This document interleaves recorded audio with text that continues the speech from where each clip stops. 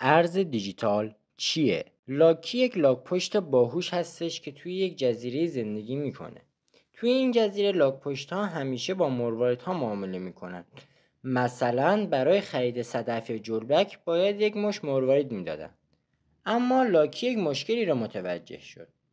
لاک‌پشت‌ها خیلی آروم حرکت میکنند و حمل یک کیف پر از مروارید براشون خیلی انرژی میبره.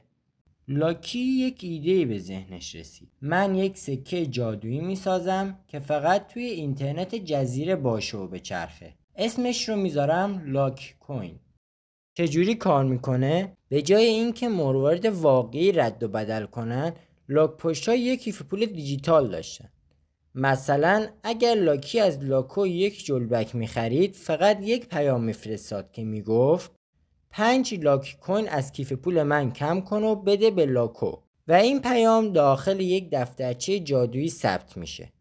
اسم دفتر بلاکچین هست. دفتر بلاکچین مثل یک دفتر شفاف و بزرگ هست که همه لاک‌پشت‌های جزیره توی نگهداری شریک هستن. هیچ کس نمیتونست توش تقلب کنه چون همه مراقبش بودن. لاکو گفت پس دیگه لازم نیست مروارید بیاریم؟ فقط یک کیف پول دیجیتالی نیاز داریم؟ لاکی گفت دقیقاً.